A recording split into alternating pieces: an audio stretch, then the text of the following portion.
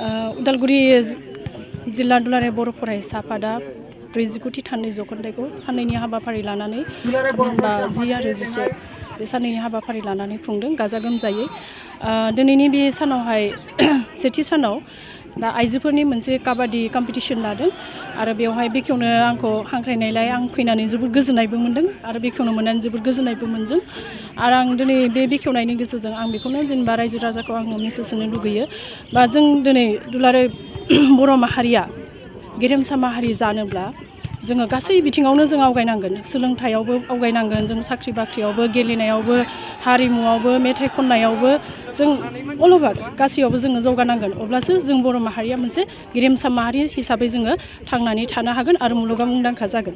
दा गेलेनायनि गेजेरजोंबो जों दिनै जों नुनो मोनो गेलेनाया खालि जोंनि देहानि फिटनेसनि थाखायल' नङा, बियो जोंनि मेन्टेलि फिजिकेलि जोङो मोनसे डेभेलपमेन्ट आरो लोगोसे जोंहा गोबां सोलोंनांगौ दङ गेलेनायाव आरो लोगोसे जोंहा बे गेलेनायनि थ्रुयैनो जोङो गावनि थांना थानायनि जिउ राहाखौबो लानो हायो आरो जों जुदि गेलेनायनि गेजेरजों जों स्टेट लेभेलाव गाबोन बा नेसनेल बा इन्टारनेसनेल लेभेलाव जोंनि बिनानाव बा फंबायमोना बिथांमोना जुदि देरहासार जानो हायोबा आरोबाव साबसिन गावनि पार्सनेलि लोगोसे न'खरनि गामिनि समाजनि आरो बर' माहारिया मुलुगाव मुंदांखा जागोन। बिनिखायनो आङो खावलायो जों दिनै गेलेनायखौ जों प्रफेसनेल हिसाबैबो जोङो लानो हायो थांना थानायनि। बेनिखायनो जोंनि लाइमोन सेंग्रा सिख्लाफोरा जों दिनै गुबुन गुबुन बिथिङाव जों दिनै माखासेखौ जोङो जायखौ जोङो समाजाव एक्सेप्ट खालामथावा बेफोर खामानिखौ जोङो जेनेबा थांनायखौ जों नुनो मोनो, जेरै जौ सिगारेटआव गब'नानै थानाय बा उन्दै बैसोआव हाबा जानाय।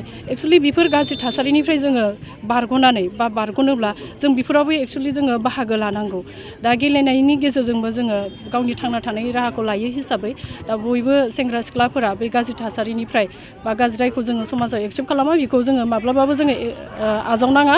जायखौ जोङो मोजां पजिटिभ नुबाय बा सोरबा सिनियरफोरनिफ्राय जोङो साजेसन लानानैब्लाबो जों थांना थानायनि राहाखौ लानो हायो आरो आं बेयाव मोनसे खोथाखौबो आं बुंनो सानदों जे जोंहा गेलेनायावबो जोंहा गोबां दिनै इन्सटिटिउसन दङ, जेरै क'क्राझाराव जोंहा साइ डिपार्टमेन्ट दङ आरो लोगोसे गुवाहाटियावबो दङ, बेबायदिनो जोंनि आसामाव गुबुन गुबुन आरो लोगोसे BPED कर्स होननानै बुङो जायखौ बेचेलर अफ फिजिकेल इडुकेसन। बेखौ जोङो आउट अफ स्टेटआवबो बा दिनै डिब्रुगड़फोरावबो दङ, महाराष्ट्रफोरावबो दङ, बेबायदि गुबुन गुबुन जायगाफ्राव थांनानै बेबायदि मोजां गेलेनायनि मोनसे सोलोंथाइ लानानै जोङो गेलेनाय बिथिङावबो गावनि थांना थानाय राहाखौ जोङो लानो हायो। दा बेखायनो आङो दायो दिनै दङ स्पर्ट्समेननि थाखाय बिखेखखे आइजोफोरा खिन्थु दिनै जोंबा बिथांमोना ओंखारबोनो कलेजाव थांनाय लोगो लोगो लाजियो, मानि थाखाय नोंथांनि साननाय बायदिब्ला मानो? एक्सुवेलि नंगौ, थार। गामिनिफ्रायनो फ्राय जोंनि बर' हारियाथ' गामियावनो रायजो जाग्राखा आरो गामियाव जोंनि उन्दै उन्दै गथ'फोरा गेलेनायावनो होन, मेथाइ खननायावनो होन, गासैयावबो खामानि दामानि आबाद मावनाय, माइ गायनाय गासैयावबो बिराद आखा फाखा गामिनि मानसिफ्रा दिनै आरो गोरों जाबोदों होननानै बुङोब्ला गामिनिफ्रायनो लेखा गोरों जाबोनानै दिनैसो जेनेबा टाउन सहराव साख्रि मावफैदों। दिनैनि जेनेरेसनाव जोङो माखासेखौ जोङो नुनो मोनगोन टाउननिफ्राय देरनाय गोरों जानायखौ। दा बे हिसाबै आं खावलायनो सानदों जोंनि आइजोफोरा खोब साहस जानांगोन, साहस जानानै ओंखारबोनांगोन। खारन जों एगजाम्पोल जोङो गुबुननि लाइफ हिस्ट्रिफोरखौबो जों दिनै फरायनांगोन। आइजोफोरा लिटारेरियाव, थुनलाइ बिथिङाव, सोलोंथाइ बिथिङाव, गेलेनायाव माबायदि देरहासार जानो हादों, बिसोरनि जिउ जारिमिनफोरखौ जोङो फरायोब्ला नुनो मोनगोन जे बांसिन आइजोफोरानो बा जायफोर माने जौगादों दिनै बिसोरनि बेकग्राउन्डखौ नायोब्ला गोबां खस्थ'निफ्राय फैनाय आरो गावनि नाजानाय गोसो इन्टारेस्ट थानांगोन, गोसो गोनांबो थानांगोन। दा बेफोर गासैखौबो खालामनानै जोङो लाजिनायखौ आरो साहस गैयैखौ जे जों आइजोजों हाया बे नङा। जों गोसो खालामोबा जों गासिखौबो जोङो मावनो हायो। बेनिखायनो आइजोफोरा नार्भास लानाङा, गावखौ दुरबलथा सानना लानाङा।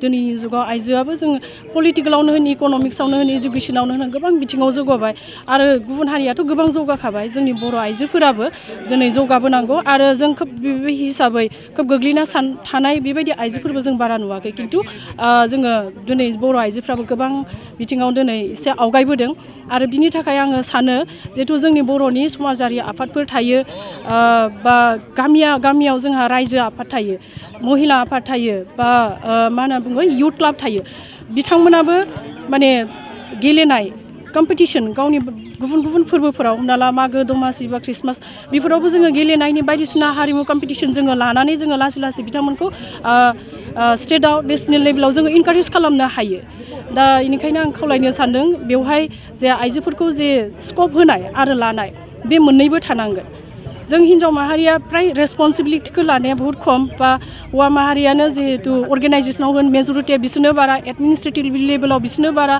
खेला दुलायावबो साख्रि मावनायावबो हौवा माहारियानो बारा बिनिखायनो आइजो माहारिखौबो माने बोखांनायाव हौवा माहारिनि बहुत माने दायित्व